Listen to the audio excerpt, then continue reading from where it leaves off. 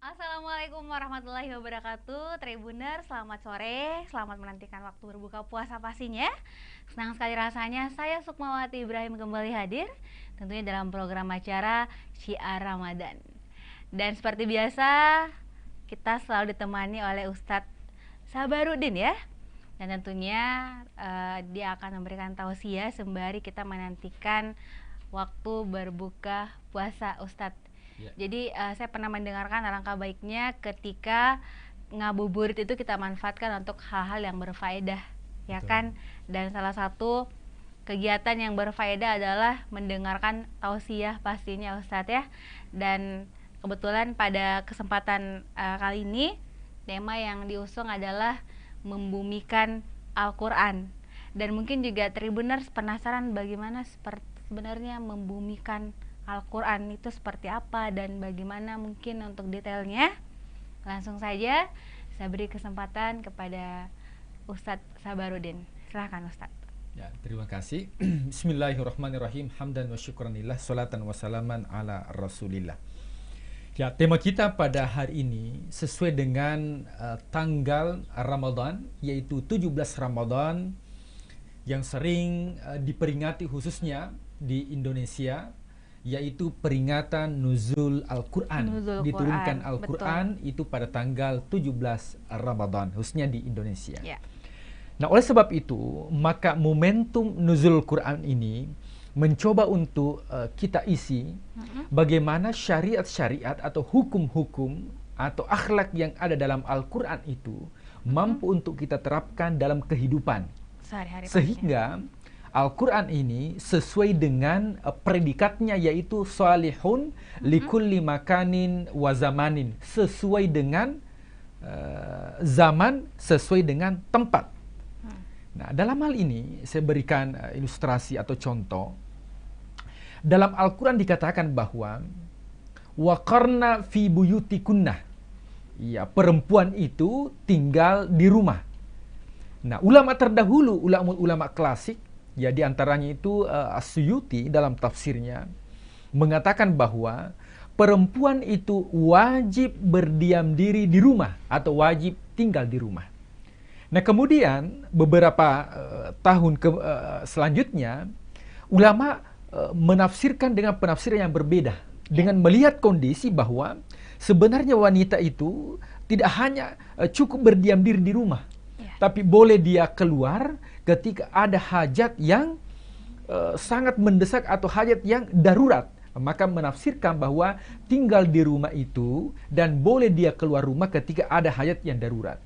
Nah, sama sekarang ini kita melihat bahwa di parlemen saja itu sudah ada perwakilan dari kaum wanita. Betul. Atau perempuan. Bahkan di semua instansi. Bahkan kepala staf saja itu sudah ada yang banyak, yang wanita. Ya. Bahwa bahkan pemimpin negara kita itu pernah juga diduduki oleh seorang wanita, yaitu pada zamannya Megawati Soekarno Putri. Ya. Nah, oleh sebab itu waqarna fi buyutikunna ini, berdiam diri di rumah, ulama mengatakan bahwa itu bukan hukumnya wajib, akan tetapi hanya sekedar dianjurkan. Maka oleh sebab itu, bagaimana supaya kita dekat dulu dengan Al-Quran, itu yang paling terpenting. Nah, sebuah ungkapan mengatakan bahwa ketika seseorang ingin berdialog dengan Allah, maka dengan berdoa. Akan tetapi ketika menginginkan Allah berdialog dengan kita, bagaimana Allah berdialog dengan kita? Maka itu dengan membaca Al-Quran. Oleh sebab itu, jadikan Al-Quran ini sebagai sahabat. Coba ketika ada seseorang yang baru kita kenal, tentunya informasi yang kita dapat tidak terlalu banyak. Tapi ketika seseorang tersebut sudah menjadi sahabat, maka rahasianya pun dia akan utarakan kepada kita. Betul. Maka orang yang bersahabat dengan Al-Quran, dekat dengan Al-Quran, maka rahasia-rahasia yang ada dalam Al-Quran itu satu persatu akan diungkap. kepada orang tersebut. Makanya ulama-ulama tafsir itu kenapa mampu untuk menafsirkan Al-Quran, bahkan yang terbaru ada istilahnya itu i'jaz sains dalam Al-Quran, kemujizatan sains dalam Al-Quran. Contoh, ada seorang western atau dari barat itu orientalis, dan dia memeluk Islam berkat apa? Dia pelajari itu i'jaz sains dalam Al-Quran, kemujizatan sains dalam Al-Quran. Nah, suatu ketika dia berlayar di Timur Tengah, tiba-tiba dia mendapatkan air laut itu tidak bercampur dengan air sungai, padahal dia bertemu. Nah, dia cari dalam Al-Quran, kira-kira ini merupakan sains ya modern yang ditemukan, kira-kira ada nggak dalam Al-Quran? Ternyata sudah ada dalam Al-Quran 1400 tahun yang lalu, itu sudah ada namanya i'jaz sains dalam Al-Quran. Dalam Al-Quran dikatakan marajal bahraini yaltaqiyani, dua laut yaltaqiyani, yang bertemu airnya, satu air asing, satu air tawar. Bainahuma barzakhul la yabghiyan, ada pemisah sehingga tidak bercampur kedua air tersebut. Itu sudah ada pada zamannya Rasul 1400 tahun yang lalu ketika diturunkan Al-Quran. Nanti di abad 21 baru ditemukan rahasianya. Maka orang tersebut dia ateis, tidak bertuhan, tapi ketika dia mempelajari ini, dia pelajari dalam Al-Quran, ternyata ada sains dalam Al-Quran sesuai dengan apa yang ditemukan. Akhirnya dia memeluk Islam. Nah, luar biasa. Nah, dalam dunia kedokteran, ditemukan ya bahwa ketika kulit kita terbakar, ya, kemudian itu ada sel yang mengganti kulit yang baru, sehingga bisa sembuh kembali. Ternyata ini ya ditemukan dalam Al-Quran. Ya, kullama nadijat juluduhum badalnahum juludan akhar. Setiap manusia nanti ketika dimasukkan ke dalam neraka, maka kulitnya, dagingnya itu akan berguguran, itu akan hancur. Nah, setelah itu diangkat kembali. Ketika diangkat kembali, kemudian kembali kulit itu menyatu dengan daging dan kembali sempurna. Nah, kedokteran dipelajari. Ternyata ketika orang terbakar, ada sel dalam dirinya itu mampu untuk membuat kulit yang baru. Nah, ini ditemukan dalam Al-Quran bahwa kullama nadijat juluduhum, setiap kulit itu hancur, badalnahum, akan diganti dengan kulit yang baru. Itu ditemukan oleh seorang dokter dan akhirnya dia masuk Islam. Nah, luar biasa. Makanya kalau kita melihat bagaimana Al-Quran ini ya bisa membumi, ya bisa kita jadikan Al-Quran itu sebagai petunjuk. Dan tentunya petunjuk atau pedoman. Dan kita tidak bisa mendapatkan ya petunjuk kalau tidak dibaca. Coba kalau Tribuners ya membeli kulkas atau TV ya, atau laptop ya, atau iPhone dan sebagainya. Tentunya kita tidak tahu bagaimana cara ini mengaplikasikan kalau tidak dibaca buku petunjuk. Makanya ada buku petunjuknya. Oleh sebab itu, ya Al-Quran ini syahrul Ramadan alladzi unzila fihil Quran. Bulan Ramadan adalah bulan diturunkan Al-Quran. Tujuannya untuk apa? Hudal linnasi, sebagai petunjuk. Nah, oleh sebab itu, segala sesuatu atau barang yang kita beli baru bisa difungsikan dengan baik kalau dibaca buku petunjuknya. Ya. Oleh sebab itu, maka untuk menjadikan Al-Quran ini membumi, maka mesti dijadikan sebagai petunjuk. Nah, momen bulan suci Ramadan ini adalah nuzul Quran. Nah, Al-Quran ini, Tribuners perlu ketahui bahwa Al-Quran itu diturunkan 3 tahap. Yang pertama itu Al-Quran diturunkan secara keseluruhan, itu di Lauhil Mahfuz. Nah, kemudian tahap yang kedua diturunkan lagi secara sempurna 30 juz, ya 6.666 ayat, 114 surat, 30 juz Al-Quran terbagi 2. Ada Makkiyah dan ada juga Madaniyah. Ya, ayat Makkiyah atau ayat Madaniyah. Kemudian yang kedua diturunkan dari Lauhil Mahfuz menuju Baitul Izzah atau Sama'id Dunya. Itu di langit dunia. Nah, kemudian diturunkan secara beransur-ansur kepada Rasul sallallahu alaihi wasallam itu selama 23 tahun. Diturunkan secara beransur-ansur. Nah, oleh sebab itu dalam Al-Quran ada dikenal dengan sebab turunnya Al-Quran. Nah, sebab turunnya Al-Quran ini dikenal dengan asbabun nuzul, sebab turunnya Al-Quran.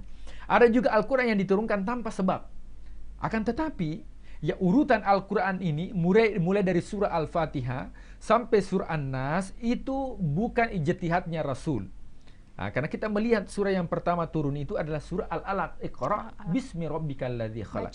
Kenapa bukan surah Al-Alaq dijadikan sebagai surah pertama dalam susunan Al-Quran? Kayak Al-Fatihah. Ya, justru Al-Fatihah menjadi pertama. Kenapa?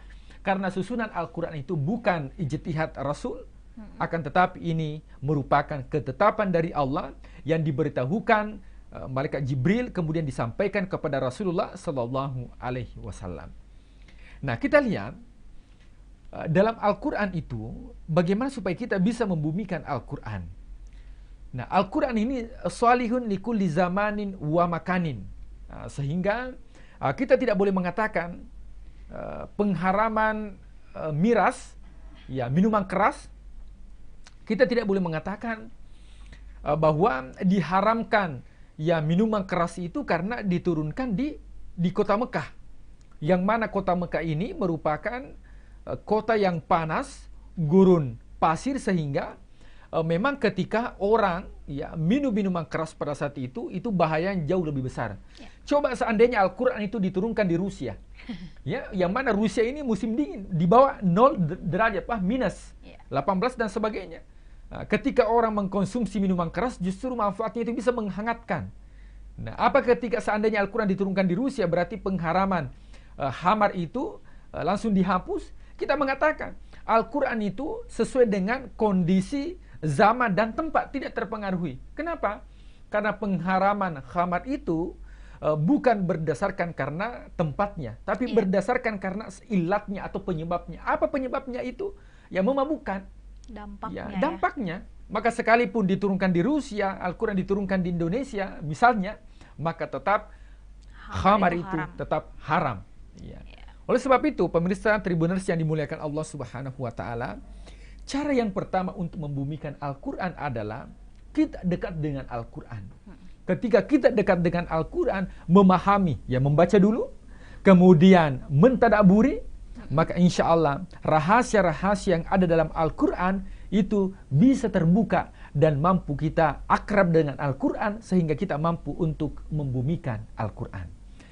Nah, dalam Al-Quran ada 4 model jahiliyah, dan ini sesuai dengan hikmah nuzul diturunkan Al-Quran. Nah, jahiliyah dalam Al-Quran itu ada 4. Ya. Yang pertama ada dinamakan dengan dhannal jahiliyah, prasangka jahiliyah. Nah, prasangka jahiliyah ini ya ketika diturunkan Al-Quran ini yang ingin dihilangkan. Ya. Kita lihat sekarang itu masih banyak prasangka-prasangka jahiliyah.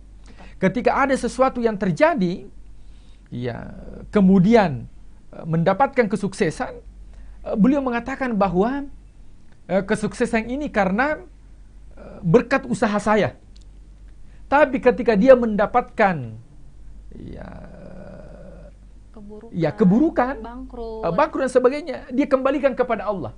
Nah, maka ini sebenarnya prasangka jahiliyah yang digambarkan dalam Al-Quran. Maka dengan mengetahui ayat-ayat tersebut dalam Al-Quran, maka kita mampu untuk membumikan Al-Quran dengan cara apa? Menghindari yang pertama sifat jahiliyah. Yang pertama yaitu dhannal jahiliyah, prasangka jahiliyah. Baik. Nah, lanjut. Kita break dulu. Kita break dulu sejenak, ya. Ustadz, jadi Tribuners tetap standby ya.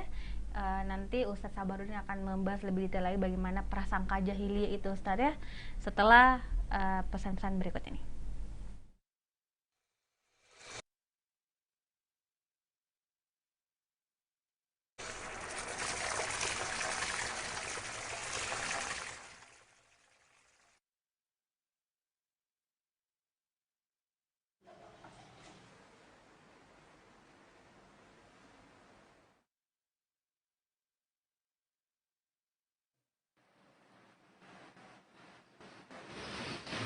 Halo, Assalamualaikum warahmatullahi wabarakatuh. Mencari KPK dari 3 dan 4. 12. Setelah kita menemukan KPK dari 3 dan 4. Nama saya Meina, dan ini ceritaku. Sejak pandemi corona terjadi, saya dan teman-teman sekolah diharuskan belajar dari rumah. Awalnya kami senang sekali karena bisa libur. Tapi semakin lama jadi rindu dengan suasana sekolah, guru-guru, dan teman-teman semuanya. Terlebih sekarang, banyak tempat umum tutup bahkan perkantoran, kecuali kantor tempat ayahku bekerja. Saya sedih. Kenapa ayah selalu sibuk bekerja di saat kebanyakan orang tua bekerja di rumah? Dan bahkan mereka membantu anaknya belajar dari rumah di masa pandemi ini. Kenapa ayah tidak bisa seperti mereka? Tapi ayah pernah bilang, "Nah, pekerjaan ayah tidak bisa libur hanya karena corona." Ayah dan teman-teman harus bekerja menyediakan air bersih untuk masyarakat Kota Makassar. Dalam benakku, mulia sekali pekerjaan ayah dan teman-temannya. Saya sangat bangga dengan profesi ayahku sebagai pegawai Perumda Air Minum Kota Makassar karena bisa membantu orang-orang yang membutuhkan air bersih. Terima kasih ayah, dan terima kasih untuk semua para pahlawan air. Yang terakhir, doaku untukmu pahlawan airku. Semoga Allah selalu melindungi dalam setiap langkah kalian. Amin.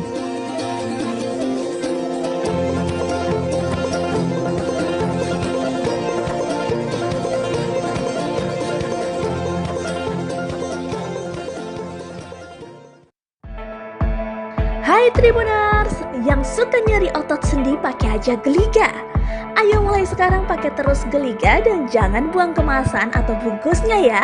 Karena ada kuis gebiar Geliga periode 15 April sampai 30 Mei 2021. Segera ikut kuis gebiar Geliga. Caranya sangat gampang. Sebutkan apa nama monumen yang terletak di Jalan Sudirman yang juga dikenal sebagai Monumen Pembebasan Irian Barat, dan gambarnya juga akan ditayangkan pada Instagram @tribuntimur.com dan koran Tribun Timur.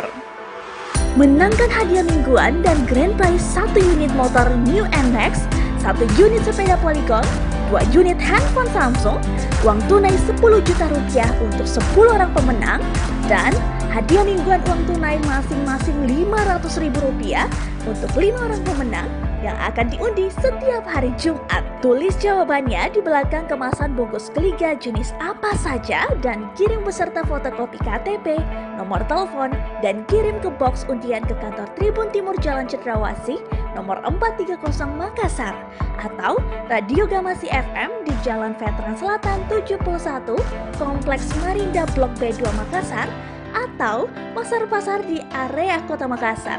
Pajak hadiah ditanggung oleh pemenang ya.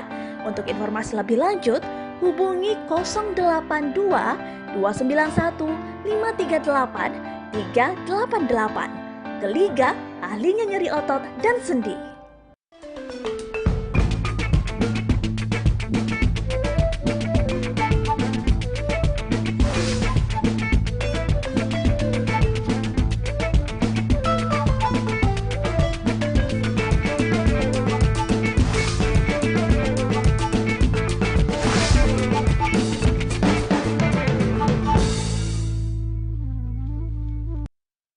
Baik Tribuners, jadi Ustadz sebelum kita melangkah ke sesi pertanyaan, ini sudah ada beberapa pertanyaan yang masuk. Ustadz, mungkin tadi bisa dilanjutkan dulu soal yang jahiliyah itu ya. Oh ya, oke. Nah, dilanjut ya. Ya. Nah, dalam Al-Quran, ya, sifat jahiliyah ini disebutkan 4 kali. 4 kali, ya. Yang pertama ini, yang sudah kita jelaskan, yaitu dzannal jahiliyah, prasangka jahiliyah. Nah, orang yang ingin membumikan Al-Quran harus memahami ini, bahwa prasangka jahiliyah ini menganggap apa yang dihasilkan itu berkat karena usahanya. Tapi ketika dia bangkrut, dia gagal, dia kembalikan kepada Allah. Nah, kemudian yang kedua, yaitu hukmul jahiliyah. Hukum jahiliyah. Apa itu hukum jahiliyah? Yaitu hukum dimenangkan oleh orang-orang yang memiliki power. Jadi sekalipun dia salah, tapi ketika memiliki kekuatan, maka itu langsung Ditutupi dimenangkan. kesalahannya, ditutupi Ya, betul. kesalahannya, Ustaz. Ini seperti ini ketika kita membumikan Al-Quran, mestinya ini menjadi pedoman bahwa ini harus dihindari, yaitu sebagai hukum jahiliyah. Ya. Yang ketiga, ada dinamakan dengan tabarruj al-jahiliyah. Ya. Ya, tabarruj al-jahiliyah khususnya kaum wanita. Maka Rasulullah SAW nanti akan datang suatu zaman wanita itu dia berpakaian tapi dia telanjang. Artinya apa? Dia tidak menutup aurat tapi membungkus aurat.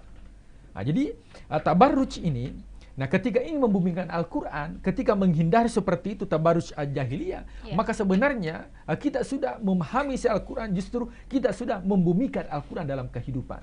Kemudian yang terakhir, jahiliyah dalam Al-Quran itu adalah hamiyatil jahiliyah. Apa itu hamiyatil jahiliyah? Yaitu kesombongan orang-orang jahiliyah. Makanya orang jahiliyah itu, orang-orang kafir itu sebenarnya ya, dia mengetahui kerasulan Muhammad. Dia tahu kalau ditanya, percaya tidak kalau Muhammad itu seorang nabi dan rasul? Iya, saya percaya. Tapi kenapa tidak mau mengikuti? Nah, dia mengatakan, bagaimana saya mengikuti? Nabi Muhammad itu anak baru. Ya, sementara kita ini orang dulu, ya kolonial. Ya, kalau Nabi Muhammad itu milenial. Akhirnya apa? Dia mengatakan, ya kami tidak mau mengikuti, tapi ya kami percaya bahwa dia seorang nabi dan rasul. Apa yang menyebabkan? Itu fanatik, kemudian kesombongan suku, sehingga ini yang membuat. Nah, dalam kehidupan, kalau kita mempelajari ini dan kita terapkan dalam kehidupan, maka insya Allah tidak ada fanatik kesukuan. Ya, kita ya ada Sumpah Pemuda.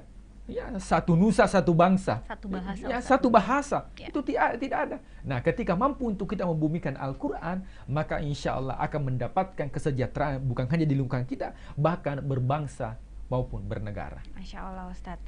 Baik, Ustadz, karena waktu yang terbatas, kita langsung saja bacakan ini. Ada 2 pertanyaan. Yang pertama dari Kamil Arif.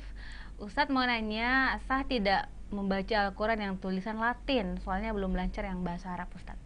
Langsung dijawab. Ini luar biasa. Ya, insya Allah mudah-mudahan ya, ya privat, ya sering dengar di YouTube ya, Al-Quran, mendengarkan. Nah, membaca Al-Quran, ya sebenarnya kalau dari segi pahalanya itu bukan tulisannya, tapi bacaannya.